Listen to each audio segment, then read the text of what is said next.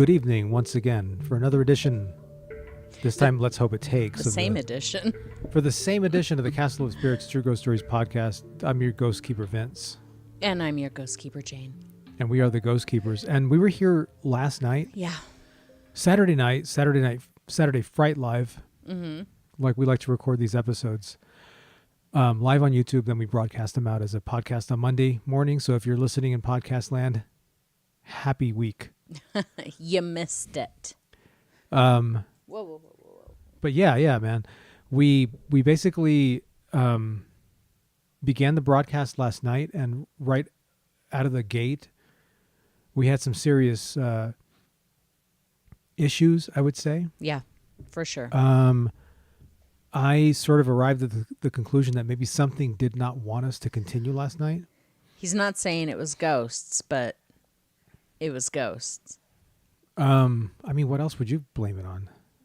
Aliens. I mean, no, actually, when we were talking about it later, Jane said to me, she said it was my OBS software, which is, the broadcasting software that we can go live with, that it crashed the computer and all that kind of weird stuff. It had never done that before. It just shut the entire computer down. It just went click. I mean, I'm not playing around. I really actually think it may have been something else. Oh, yeah? And I don't think it was the onion rings and the French fries that we ate last night. Oh, boy. Although that came into play later on. I think just a couple of weeks ago... It was the Ouija board, wasn't it? Yes. A couple of weeks ago, we played with the Ouija board. I have to admit, that I'll be the first to admit, I showed it a little bit of disrespect. Yeah. We did have somebody comment, I'm sorry I listened to this disrespectful episode. Yeah, on sorry? Spotify. And I said, sorry? I'm not sure what we did, but we greatly apologize. But that comment really came back to haunt me last night afterwards. I was thinking, I don't know, maybe this person was really offended, but maybe we did something really offensive on the Ouija board. And then I started thinking about might have just other been things. That we did the Ouija board. Maybe. I mean, how are the negative repercussions of a Ouija board usage going to manifest? Does it mean you're going to get possessed? I doubt it, because people would be possessed left and right. Right. And one would argue that there are a lot of possessed people in the world. There is that argument right now. However, I did have a thought earlier today for like a new little segment. I don't know if we would do it in the episodes or maybe as a standalone thing for social media or what, but okay. I came up with an idea. Are you ready? Yes. What does this have to do with what we were talking? Okay. Anyway, I'll hear you out. Go ahead. It's going to be called We Ask Ouija. Oh. Right as I'm sitting here saying that I think something negative may have occurred. Well, but see, you're testing it. Yeah. So see, guys, here, I am willing to be the paranormal whipping boy for all of you. You know, I know there's a lot of people who are really curious. They have questions. They need answers. But they are not going to ask a Ouija board because that S is scary. But I see. You're surrogating. Right. We ask Ouija. So you send us your questions that you really want the Ouija board to answer, and we'll ask it.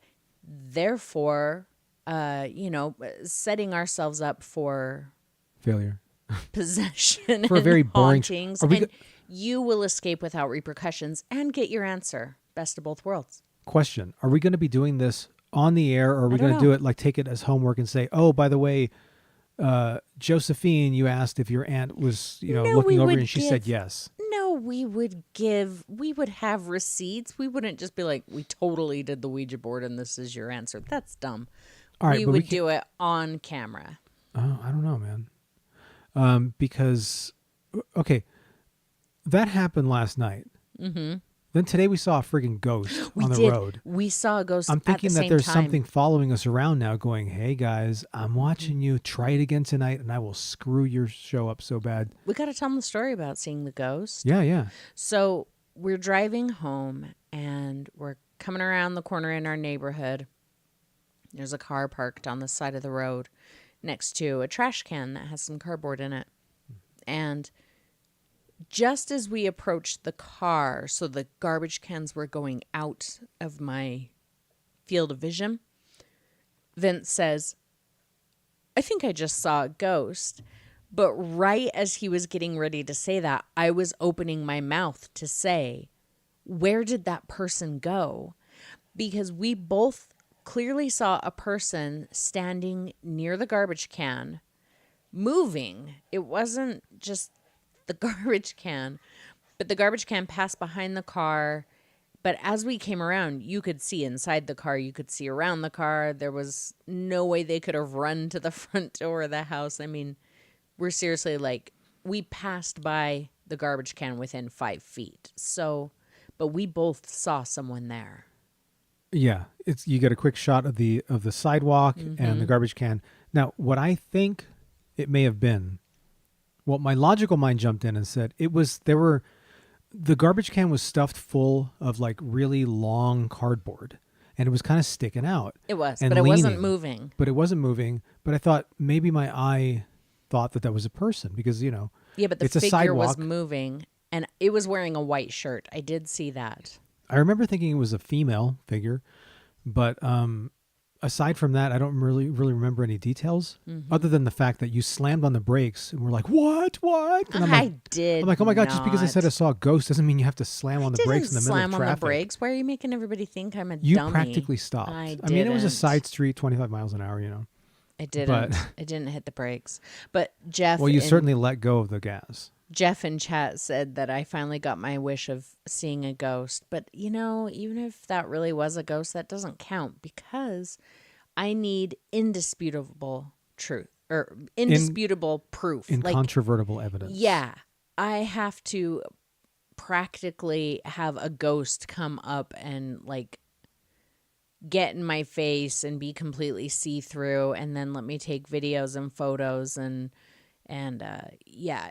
Yeah. It's got to be pretty direct or I'm still always going to justify it. And I guess you always will because no matter what, you're never really going to get complete, proof that what you experienced even. A guy could come in here right now, a ghost could sit down across from us and I don't know, throw something at my head and it would bounce. I mean, I could throw something at your head and it would bounce. Please let's not start that game again. Wait till after the show. Okay. I know that I would find out some way to work my mind around it and say, there wasn't really a person here. It was because I'm, whatever. It was a shared hallucination could have been a hallucination, but you made a valid point that how many times when two people see the same thing at the exact same time, then you have to start questioning, did we really see that? I remember it reminded me, I think I've talked about it on the show because we live in an old neighborhood, old house, about 70 years old. Yeah. And the neighborhood is old and you can just, if you squint your eyes, you can pretend it's like 1962 because just the cars would be different. Everything else is the same. We still have the above ground, electricity poles and all that stuff. Anyway. And so I saw a kid one time as I was driving. He was playing on the side of the road. He had a white t-shirt on, jeans with a little cuffs rolled up and with the ankles rolled up. And he had a buzz cut. And I thought, God, and a pack of cigarettes rolled up in his sleeve. Not the cigarettes. Oh, okay. But he looked like he was 9 years old. And I thought, wow, that kid looks like he just came right out of the 60s or the 50s. Mm-hmm.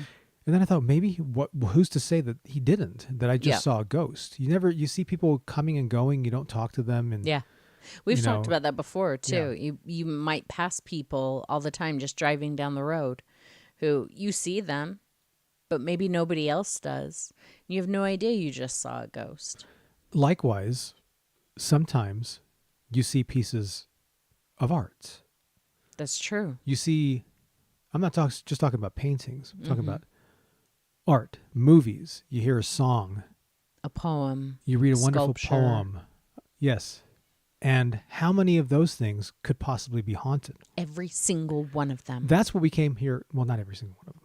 But that's what we came here last night to discuss until we were so rudely interrupted by the spirits that took us off the air. First time that's happened. Hopefully the last time. Yeah. I did make a silent plea earlier today. I said, hey, I didn't get on my knees or anything, but I said, hey, I'm sorry if we offended you. I'm not. Because it was her idea. Oh, it was me. It was your idea to the damn Ouija board. I said, I'm sorry if we offended you. Can we be cool and just let us do this show? And maybe, I don't know. I haven't watched the entire broadcast, but I suspect that there may be something at the end of that broadcast before we got cut off that we should be looking at. We've been very busy. Jane had her first ever art gallery showing yesterday from an art gallery that of outside of her own venues that she has over the last 10 years. This is my cheerleader. No, I'm her business manager. Oh, yes. And yeah, she's a very accomplished artist, and she ain't going to tell you. This is me pumping her up so she'll tell you how awesome I am.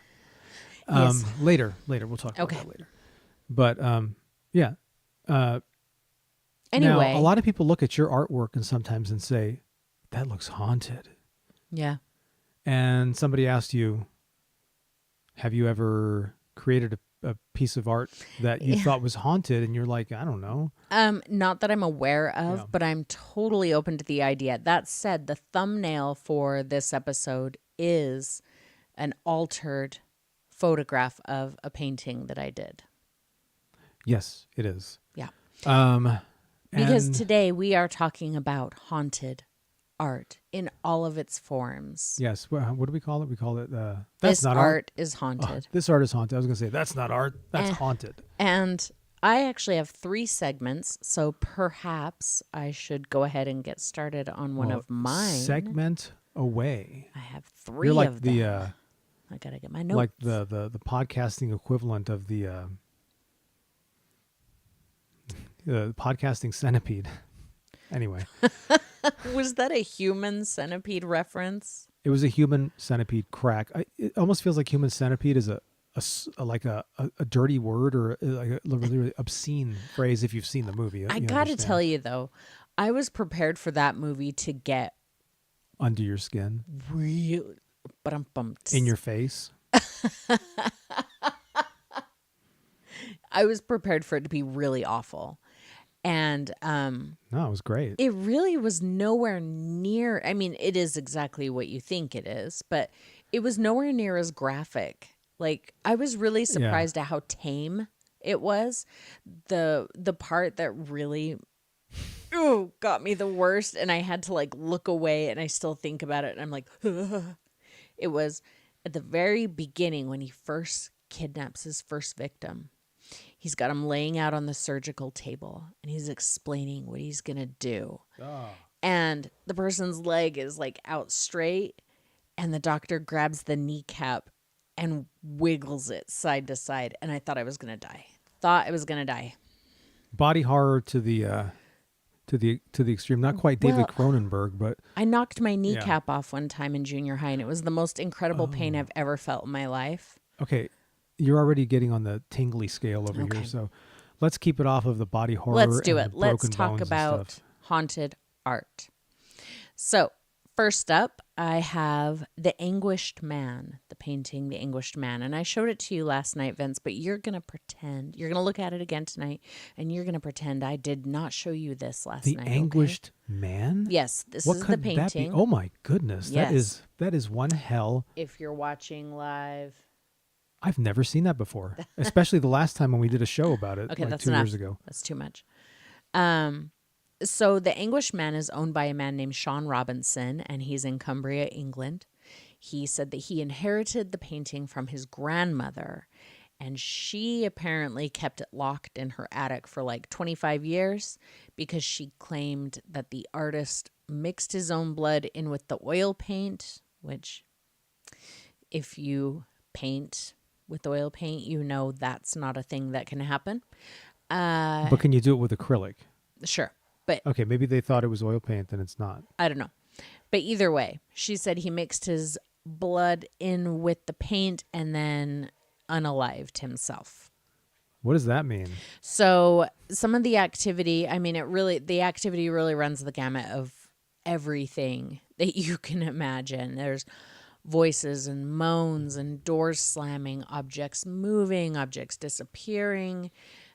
He sets up a camera in the middle of the night to film the painting in the bedroom that it's in. The door either opens or it closes or both. The painting falls off the wall at one point.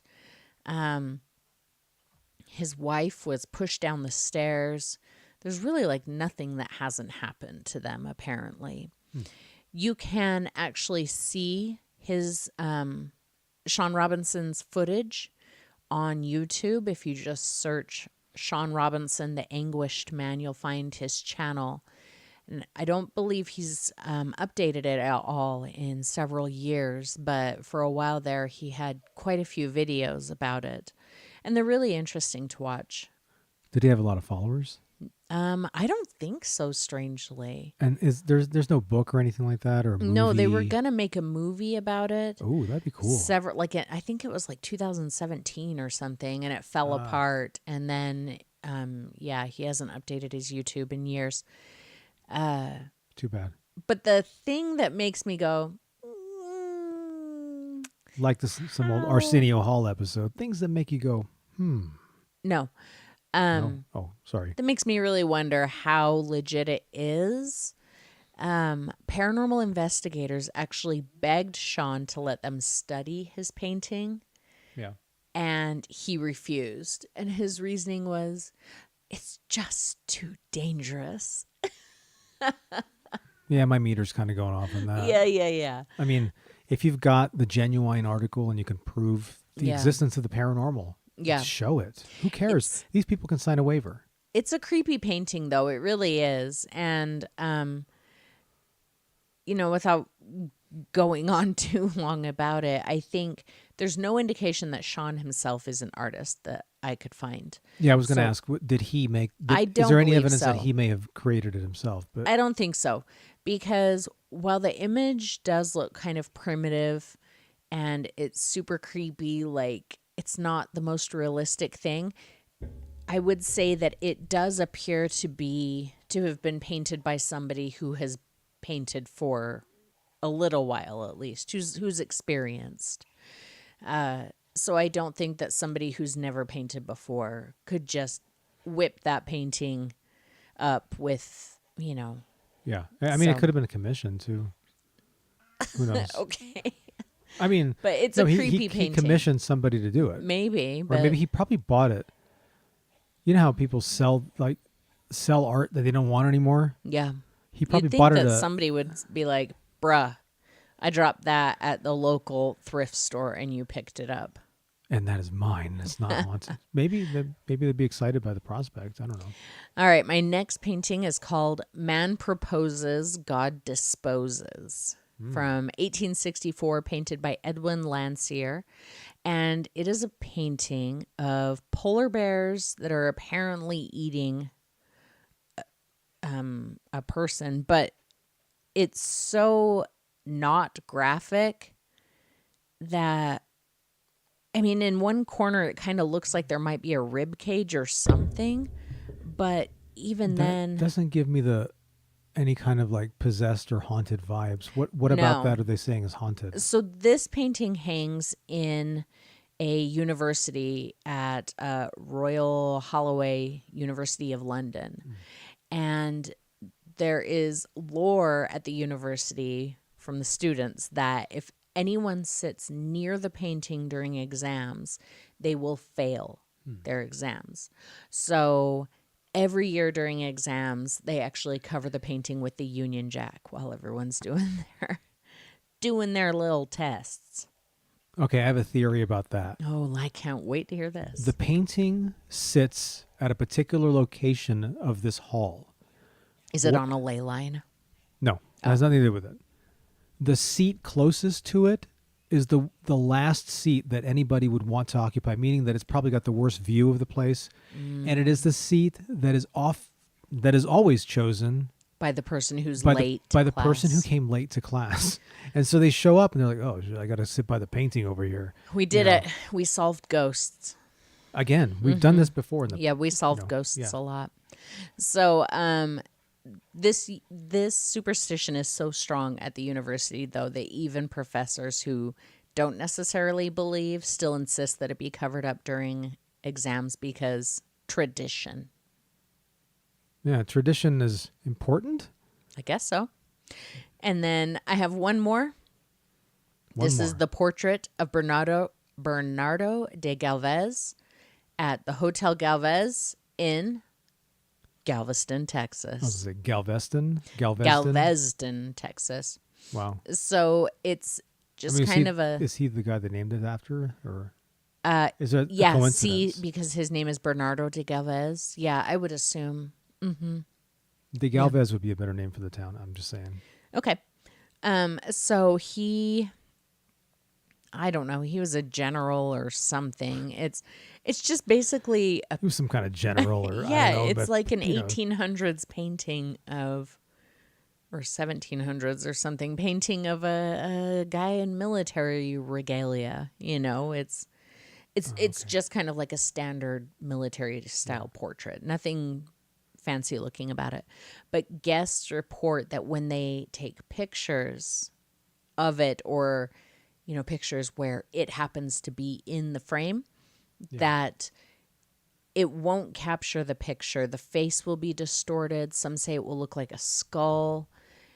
And they have to ask permission, just, kind of like Robert the doll. They have to ask permission to take the picture, and then the picture turns out just fine. So the hotel staff include it in their ghost tours, which when I read that, I was like, ghost tours. Right. So they're already kind of going hard on that ghost thing. Yeah, and it makes you wonder how much is manufactured. But maybe it's all legit, and but one time there was a wedding party and they were taking photos near the portrait, but every photo they took, and not of the portrait, just near the portrait, every time they took a photo, it came out blurry until one of them said, "Permission, General," and then the camera worked and the pictures turned out just fine. Mm-hmm. I can solve that one too. Okay, let's have it. Vince solves ghosts.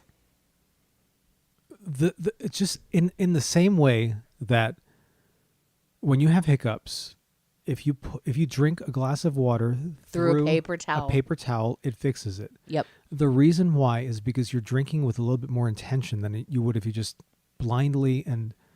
Well, it's the slow breathing. Yeah. You're trying to get it through, trying not to swallow the paper, all that stuff.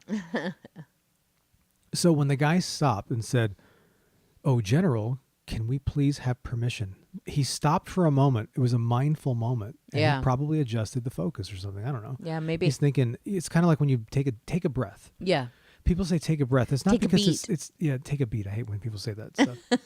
When I know. Somebody says take a breath. And the reason for that is not because you actually need oxygen. It's because you need a moment. Yeah. And you need to focus. It could be, instead of taking a breath, it could be, like they say, count to 10 or, tap your toes, whatever. So that's my explanation for it. And I'm just coming up with these off the top of my head. It's not like we did this last night already. Yeah, he's really good at this. So, Vince, maybe you could read us a story since you didn't get to do that last night. And this is the part that gets me nervous because I was about to read the story when the stuff hit the fan. So if we disappear suddenly, you'll know that this is a real haunted story. Yeah. Ooh, yeah, maybe this story is haunted art. Well, this is a story that I found on the Castle of Spirits library of submissions from past and present. This was submitted in April of 2001 by a young lady named Maggie from Newcastle upon Tyne, England. And this is called Pretty as a Picture. Hi. The story I'm about to tell you is true. I have tried not to leave anything out, but as this story happened to my grandma, I have to take her word for it. She's a very matter-of-fact kind of lady, not the type to lie. She's always told me the God's honest truth, and I believe that what she told me about this picture is real. I have seen the picture, but it is just a picture. Let me fill you in. When my grandma, Alice, was a little girl, about 75 years ago, she used to live in a street overcrowded with families and children. All the children of the same age played together, out on the street. It was a very different time to be living in. The families were so poor that the kids often had only sugar and bread, or bread with dripping lard, to eat for their dinners. And yet, they were happy. They could play outside without fear because child abduction and things like that just didn't happen very often back then. Children did not just disappear. Alice was about 7, and her little cousin Mary moved into the street. Mary was a year younger than her cousin Alice, with long dark curls she wore in ringlets, and she was such a pretty child, my grandma remembers. She also remembers how she was so jealous of Mary's curls that she used to tug them in the hope of making her curls drop out. Nonetheless, most of the time they played together and they were close. Mary had 5 sisters and 3 brothers. This was normal at the time in England, especially the north of England where they lived. Poor families always seemed to have many, many children. So many, in fact, if one went missing, it could go unnoticed until bedtime. This is what happened to little Mary. Mary met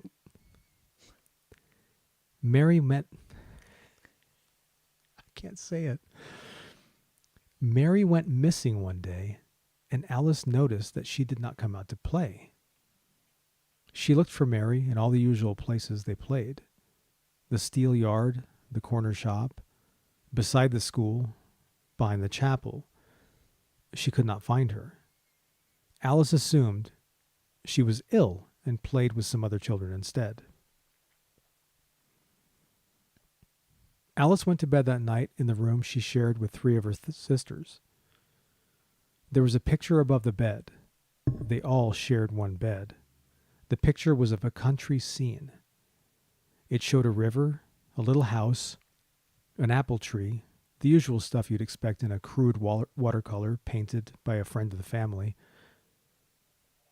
That night, Alice went to sleep thinking of Mary and hoping she'd be all right to play the next day, which was a Saturday. Just then, there was a knock on the door, and the children whispered among themselves. It was late, and they wondered who would knock at such a time. She heard her father go to open the door. At the door was Mary's father, Alf.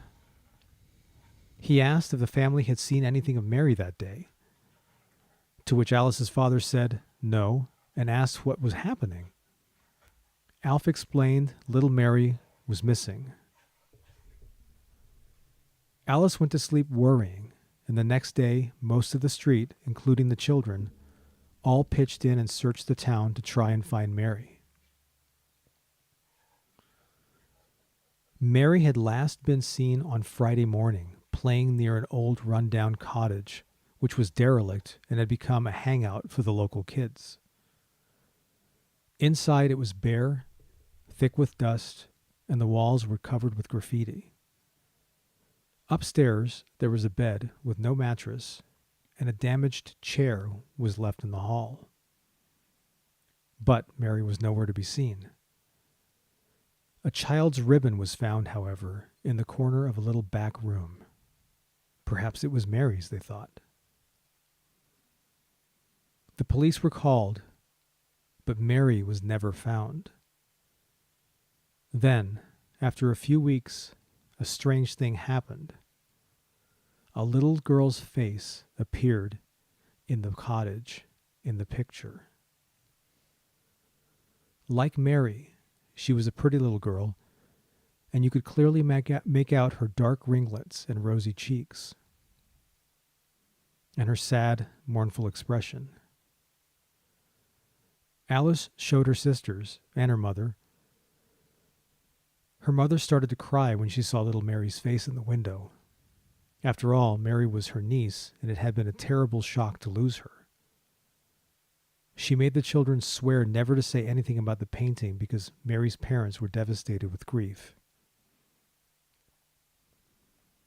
Mary was never found, but she was still visible in the painting. When my grandmother turned 17, she married, left home, and took the painting with her. She still has it. And when I was a child, she showed me the picture many times. For many hours, I stared at the little face in the window, willing it to move or change expression. Then, one day, when I was 15, I visited Grandma Alice and noticed that Mary's face was fading from the picture. It faded and faded until one day, decades after it had appeared, Mary was gone from the painting. It was as if she had died of old age, still trapped in the cottage in the picture. My grandma was relieved because she says this means Mary is at last at peace. It is true. It was haunting to see how the sad expression of the little girl in the window. If Mary is at peace now, then I'm glad. She never had a burial, as her body was never found. One of the things my grandma remembers about Mary's parents was how edgy they would boast sometimes that their children, especially young Mary, were pretty as a picture. So it seemed all the more ironic to me that her pretty Mary did in the end become a part of one. She has kept the painting, and when she passes on, it will be mine to keep. It's a family heirloom that will hopefully provide me with an interesting, if sad, story to tell my children in the future. I often think of Mary. Wherever she is, I hope she is finally happy. And that was Pretty as a Picture by Maggie in Newcastle upon Tyne, England, from April of 2001. Ugh. If that story didn't give you a chill. Yes, but also it gave me the sads. It was a very sad story. Very sad, but very creepy, but not in a nefarious way. Creepy, but not in a good way. No, creepy, but not in a bad way. And that's a crazy, it has the ring of truth about it because I've seen lots of movies and stuff where people, get sucked into paintings. And what was the Stephen King, Rose Madder and the painting? Yeah. That's a really good book. Yeah. But the angle that the missing girl was later seen in a painting, Mm-hmm. I don't think I've ever seen that like on screen or read any. I'm not like exactly a well-read person, and I haven't seen every movie ever made, but I've never actually heard of that angle. So it's a very creative and interesting angle or device if you're going to write a story. But I didn't get that this person who submitted that story had made it up. No. And it doesn't sound like something her grandmother would just make up, unless her grandmother was like a really crazy creative person and wanted to scare the hell out of her grandchildren, which she probably did. But I have questions. And she scared me too. So I have questions. Okay, what are your questions? I don't have answers, but I'll try. These young little girls. Yep. Were hanging out and playing at the steel yard. What? Well, that was a long, long time ago, you see. But, Hell, remember but a steel yard is a steel yard. Well, we're Generation X, and I could have gone to He's play. He's barely Gen X. Whatever, dude. Whatever. You're barely Generation X. You're almost Generation Z. You watch your filthy mouth. Anyway, Generation X kids, look it up. It's the best generation. We're responsible for everything good today. Anyway. So Meta in the chat room asked, so was she alive the whole time and disappeared from the painting when she died? That's kind of what I'm I like that. thinking. That's kind of what I was feeling. I mean, did they go look at it was a painting of a place. Did they go look in that place and see if she was being held hostage there? And she's like sending a message, guys, I'm in this shed over here. Well, we don't know that it was a painting of a real place. Right. I don't know, but that's kind of the feeling I get. It's almost like a Dorian Gray type thing, but for a little girl. And for a little girl, and she's trapped in the painting. Yeah. And, although, yeah, that's a really interesting thought that she could have been alive, and then she faded out of the painting, just like Marty McFly. Oh yeah, fading out and Back to the Future. This is all coming together. It's all everything, every good idea. Man, yeah. I would have loved to have written a story like that. I mean, you still could. There's still time. I'm not gonna steal the idea now. I didn't say steal the idea. Don't you steal the idea too? We got it here on the website. We'll sue you. Anyway, We'll sue you. Wow, this really got. So I actually have a couple others. Yeah. Well, you want to hear? I would love to hear all this. This is creeping me out, man. So I have a couple of. And we're still on the air, so maybe my begging to the spirits. Maybe I beg to a demon too. Just asking to be left alone, and we're still going strong. So. Yeah, I'd like to be left alone right now. So I can, go ahead and read my stories. So these are haunted and cursed sculptures. Oh. So the first one is the Black Angel, and she is located in the Oakland Cemetery in Iowa City. And this statue was erected in 1913 as a memorial for Teresa Feldvert. I believe that means Greenfield. Teresa? So the legend is that touching or kissing the statue will bring death. I mean, it depends on what somebody sprinkled on it first beforehand. Right? I mean, Don't go kissing statues. You could get a staph infection. That's death right there. Yeah, as a general rule, just don't kiss objects out in public. What was there was something, on Elf. Ooh, yeah. That scene in Elf where he's picking the chewing gum off of the rails at the subway station and eating it. And it's like a real subway rail. And I just keep telling myself when I'm watching it, they probably bleached it and Cloroxed it and whatever. That thing has probably never been cleaner, and it doesn't matter. No, you know what? They could not pay me enough to stick gum to that and eat it. That looked to me.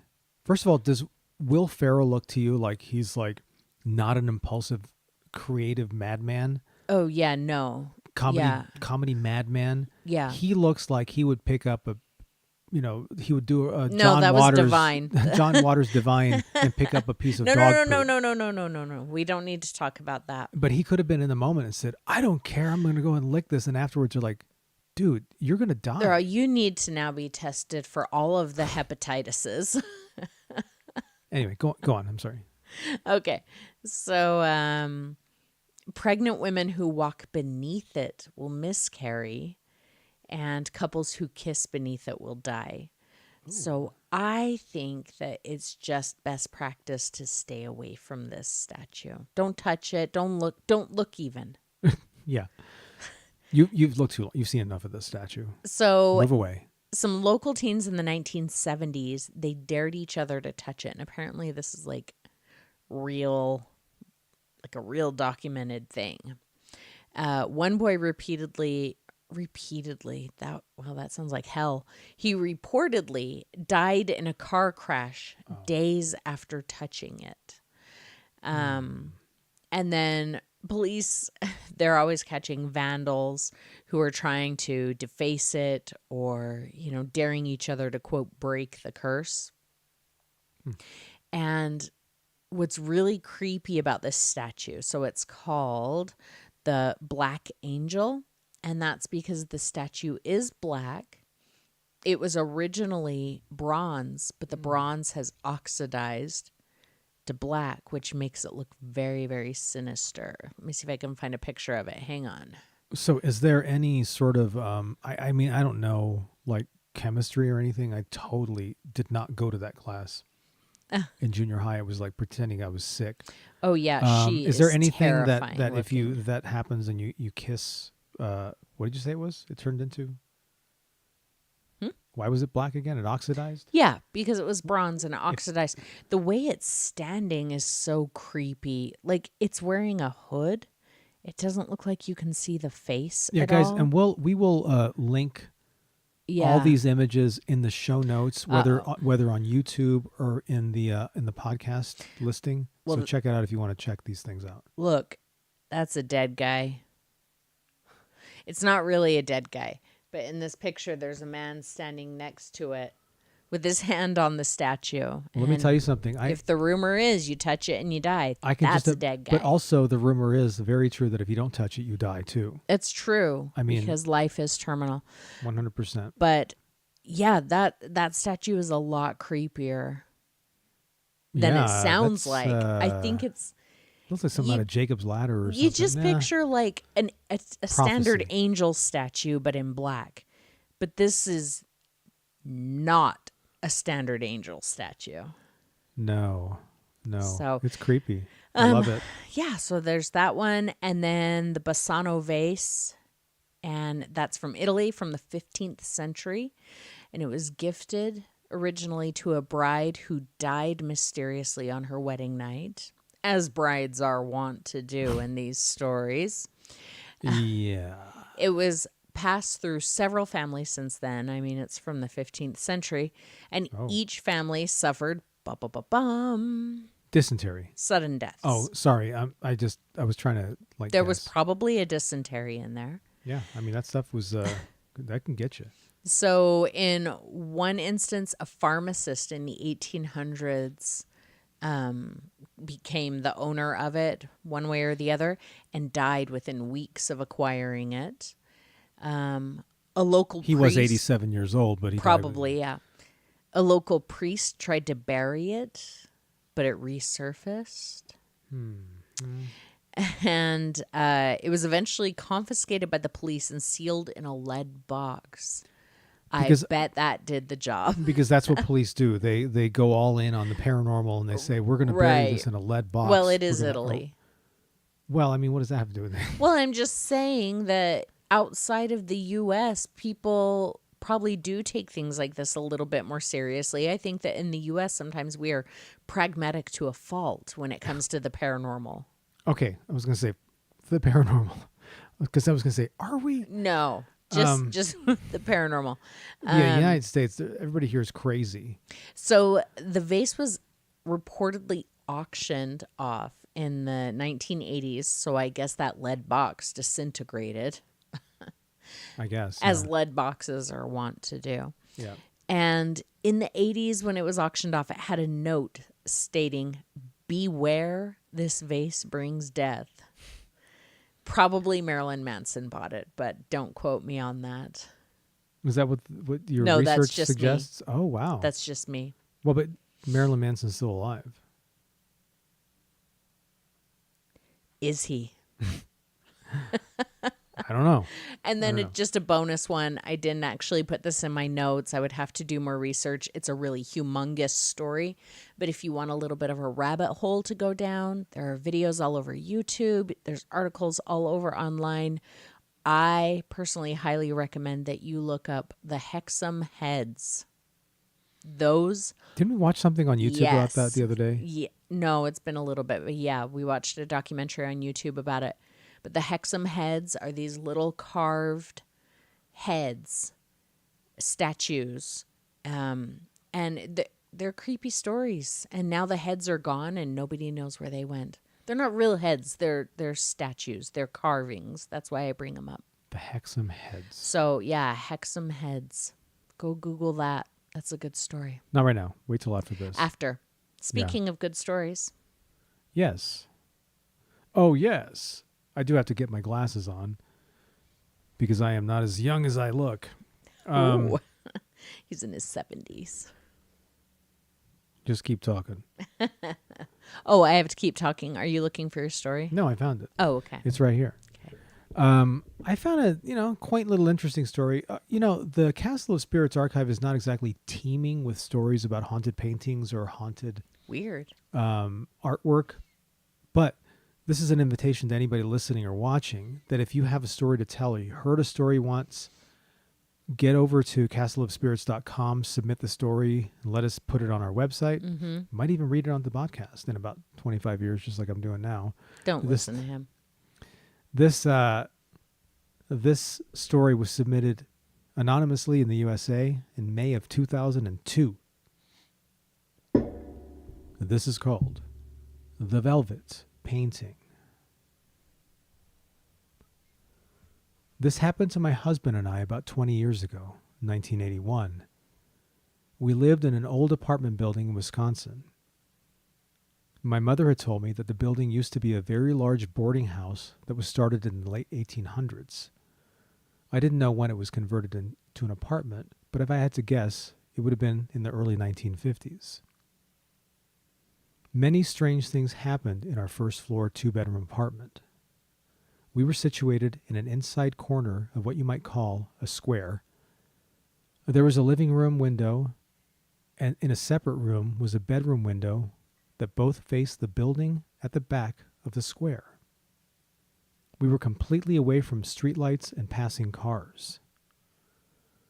Our cat would wake out of a nap, sit up straight, and follow something across the room just below ceiling level. We could never really see what he was looking at.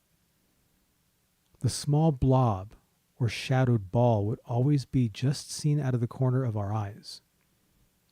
It happened all the time, and we eventually became used to the cat's bizarre behavior. We didn't start thinking of the place being haunted until one afternoon. My husband was standing at the edge of the kitchen counter talking to me as I was doing the dishes. We both smelled the mild scent of perfume. As we started to make a statement about the perfume, my husband's eyes got as big as saucers, and he said there was an old woman in the room with us, and she had just walked around him and brushed up against him going into the living room. The scent of the perfume was gone, and that was the first and last time we had an encounter with the old lady. I had at one time purchased a velvet paint-by-number painting that I completed and proudly displayed about 7.5 feet above the upper ledge of the window in the bedroom. It wasn't a very large painting, so I didn't need to hang it. I rested it on the ledge, and that was fine, and it was there for months. Until one night, as we were getting ready to go to bed for the night, I happened to look up at the painting just as my husband was turning off the light. At a glance, I could see that something was not right. I asked him to turn the light back on. To our amazement, we saw the picture resting on the ledge. However, it was upside down. Not the scariest of stories, and maybe boring to some, but we definitely looked at that apartment in a different sort of way from then on. And that's the Velvet Painting from May of 2002. The reason I picked that story, that's not necessarily... It sounds more like a story about a haunted apartment. And I don't think it's exactly out of the realm of possibility that the painting could have fallen over and her husband put it back up upside down by accident because he couldn't tell, because maybe it was a really bad painting. And husbands are like that. Yeah, we're just kind of slap it back up there and go, oh. She's like, oh my God, it was upside down. Oh, honey, I thought it was. Oops. I can just see him. He's like, oh, it's upside down? She goes, yes, can't you tell? That's the Gosh, sky. I wonder how that and that's happened. the ground. And he's like, oh, that's the sky and that's the ground? Because, it's like a bad painting. But maybe that's what it was. That's how he reacts to a lot of my paintings. Yeah, Well, this is really interesting. Is it supposed to be like that? Is that a person? Oh, it's a bunny. No, anyway. A bunny? I don't know. You don't do bunnies. Never painted a bunny. I was flashing back to the petting zoo yesterday. That was fun. Oh, that was so much fun. Anyway, let's stay on topic here. Sorry. But But what really grabbed me about that story, and the reason I chose to read it, was because of the fact that we even brought it up earlier on. You know, somebody asked, "Have you ever painted a haunted painting?" You're like, Mm-hmm. I don't know, but I've never maybe. done it on purpose. So it was a painting that she created in that haunted place. Granted, it was a paint by numbers thing, whatever. You know, Yeah. she still did the work, Yeah. She could have and trapped the ghost in it. maybe she tapped into some sort of an, I don't know, some sort of a,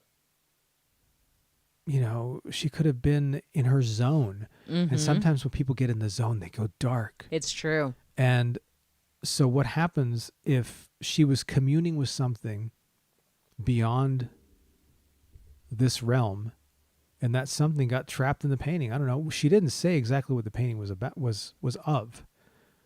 Right. So it could have been something like that. But it also could have been her intention, thinking that the place that she lives in is haunted, and she's painting the painting, and she doesn't know that she's painting a haunted painting, but she's thinking, my God, this place freaks me out. Well, I I want think, to do a pretty paintings to brighten the room up, and something got in. yeah, but especially if she's really freaked out by the place and she's really thinking about that a lot while painting it, Yeah. you can put that into the painting. Like, I've experienced things like that where I'm going through something or I have something on my mind, and or just whatever podcast I'm like really listening to at that moment. Yeah. I see those things in my paintings. I can tell you where it was painted, like what studio I was in, all of those things, because your circumstance and your situation and your surroundings, I think that they all become part of the painting that you're making. And I think that that goes for any kind of art. Yeah, I never thought about that actually. I know that when you're recording sound, when you're recording a song or something like that, you can, pick up, You can hear the you room can that hear the you're room. in. Rooms have echoes and memories. And different resonance. Exactly. Not only is it picking up the, whatever, the joy in your voice or the pain in your voice or whatever you're putting into the instrument, it's also capturing something of the essence of the world at the time. Yeah. I think listening to music to me has always felt like time travel, because not only is it like a really cool song, but if you know a little bit more about it, you're like, oh, I know that this was recorded in, East Berlin during 1980s, Yeah. during the Soviet occupation, the Cold War was raging, and you can sometimes almost hear that in the music, even though it's not a song about that. And that's kind of cool that, yeah, you could look at a painting of yours. Probably, I bet you I could also look at something that I've written Yeah. and remember, read a certain line and go, oh God, that reminds me of that day, where we went Yeah. and did this, or something happened, or I heard bad news or good news, whatever. And that's infused Yeah. in the words and in the art, and maybe that's where things get haunted. Yeah. That the haunting is not something that comes into it necessarily after the fact, but it enters during the point of conception. Yeah. During creation. Absolutely. Absolutely. That's wild. And you know what's really interesting about what you just said is my next segment is all about haunted and cursed music and poetry. Oh, I got to hear this. I'm really interested in this. Okay. So the first one I'm going to talk about is cursed music. And it is a song called Gloomy Sunday. It was written in... New Order. No, Joy Division. Stop it. That's Oh, Blue Monday. Blue Monday, sorry. This was written in 1933 by Rezo Serres. Pretend that I pronounced that Just correctly. say it really fast. Rezo The trick is that you say it really fast, Okay. and you pretend that's the way it's said, and nobody will know. So the nickname of this song is the Hungarian Suicide Song. And it has been associated with dozens of those things throughout Hungary and abroad. One Hungarian newspaper in the 1930s reported that people were dying with the sheet music nearby. One man reportedly unalived himself after requesting that the song be played at his funeral. And it was actually, I don't know why, but I think this is quaint. It was banned by the BBC until what year do you think, Vince? What year? Oh, I don't know. 1969. It was 2012. 2002. Oh, wow. Yeah. And what happened? I mean, in 2002 to make that. I guess they just decided. They decided to lighten up. Yeah. Oh. It was the 21st century after all. We know how that's been going. Cyrus, the composer, he himself unalived himself in 1968, according to legend. Now, I first heard about this song. I was reading the Paul Tremblay book, Head Full of Ghosts. Really dark book, really grim, really beautiful though. Like Paul Tremblay can be real hit and miss with me, but that one was a hit. And it's called Head Full of Ghosts, again, in case you missed that. And the song was mentioned a lot. There's a girl in the book, like a teenage girl who people believe she's possessed, but then other people believe she's not possessed, that she's just making it up. And it's a song that she keeps singing to try and scare her little sister. Well, I had never heard it before, so I looked it up because I was like, is this even a real song? Is this just something in the book? And it was a real song, and Billie Holiday actually recorded it in, let me see what year. And it's beautiful. You can find Billie Holiday's version on YouTube. I can imagine if Billie Holiday recorded it, a lot of people heard it. And a lot of people probably did not do that. Well, and what I like about the song is you hear like the lore and the title of the song. And sometimes then you're like, especially when it's that old, you're like, oh, I have to hear this song. And you find it and it's all, hello, my baby, you know, you know what I mean? But is it up tempo? No. Oh, okay. Well, it is exactly what so you were expecting it to be up tempo. I was expecting it to be. Yeah. But it's exactly what you feel like it needs to be with that lore and that title. It is just a dark and sad and depressing song. I love that kind of music. And it is still under copyright, so I can't we can provide a link. I can't play it, but I'm gonna read you just one little phrase. Angels have no thought of ever returning you. Would they be angry if I thought of joining you? Gloomy Sunday. So yeah, it's everything you need it to be in a cursed song. My next one is Tomino's Hell, and it's a Japanese poem. Really? And again, it is copyrighted, so I cannot read it to you. I actually couldn't find... I didn't look real hard. Yeah, tell everybody that. I looked so hard to find an English version of it. So I haven't actually read the whole thing, but it's just because I'm busy, not because I'm lazy. What? Yeah, just tell everybody that. I read the whole thing. So it was... This took me hours. Written by Sajoyo. We're going to go with that. Sure. Yaso in the early 20th century. And the legend is that reading it out loud brings death or misfortune. So it's a good thing that I can't actually read it to you.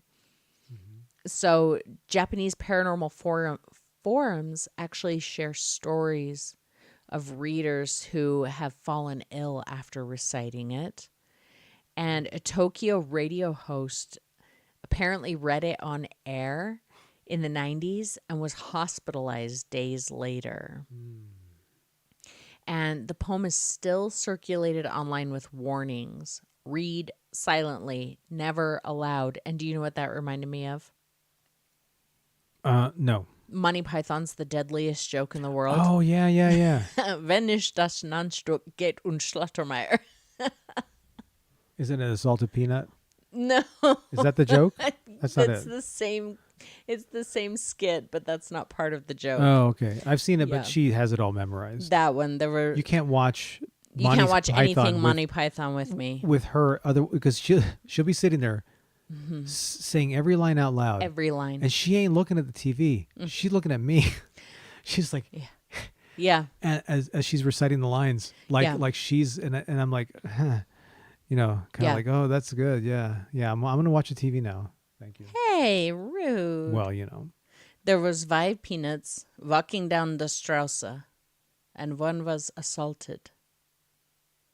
Peanut. That's the joke you're thinking of. Yeah. Same skit. I like that one. Anyway. I like salted peanuts. So if you do happen to find And the assaulted Japanese ones. poem, again, it was called Tomino's Hell. If you do find that poem, please make sure that you don't read it out loud. And if you do read it out loud, for science, let us know.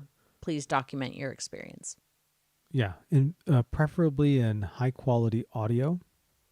Video helps too. Mm-hmm.